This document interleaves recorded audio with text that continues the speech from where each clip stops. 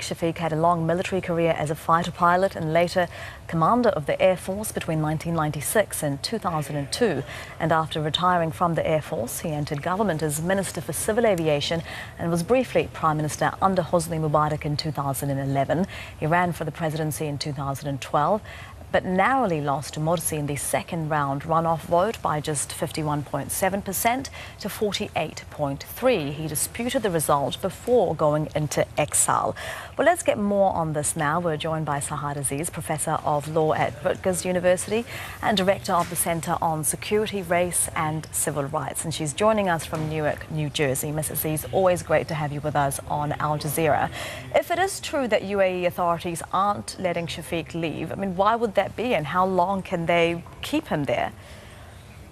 Well, again, there is a factual dispute because the Minister of Foreign Affairs of the UAE just tweeted that there is no bar for Shafiq's travel. But let's assume there is a bar.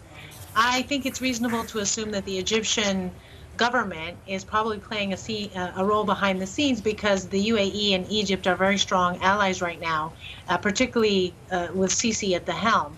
And so the question is, why wouldn't Sisi want Shafiq to come back to Egypt to run for the presidency? And I think the answer is quite clear, which is that Sisi does not want a serious contender.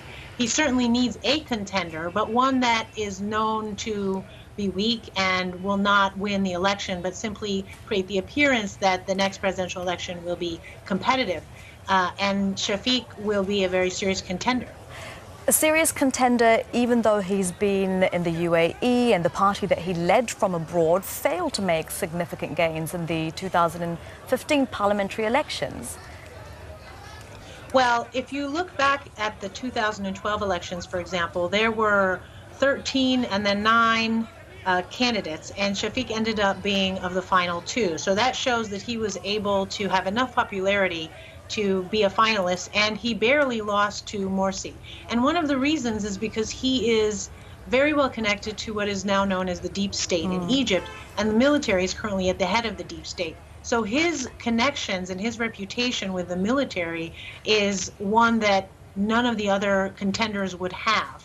And he is likely to leverage any existing divisions within the military and to leverage popular discontent with Sisi, particularly on economic issues, because inflation is at 30%, unemployment is at 30% for youth. So he will leverage that against Sisi to perhaps even win the election, which is precisely what Sisi and his allies, the UAE, do not want. I was just going to ask Ms. Aziz, would someone like Shafiq run unless he knows he's got backing from within the broader establishment, especially the military? Well, I think Shafiq feels very marginalized in the UAE. He's in self-exile, and I think he's the type of personality that wants to have power in Egypt and feels that he should be ruling Egypt as a former general. So I think it doesn't suit him to be in self-exile in a quiet place such as the UAE. And I think he does feel that at the very least he'll get attention and he'll bring back his popularity, and he'll be a relevant political figure in Egypt. And at this point, because Sisi's popularity has waned quite a bit, I think he may think he can win. Now, the question is that if he goes back, he risks being prosecuted again. He was prosecuted already, and that's one of the reasons why he left, because he was under threat of detention and possible conviction. He's now been acquitted and is technically, or at least legally, free to return to Egypt.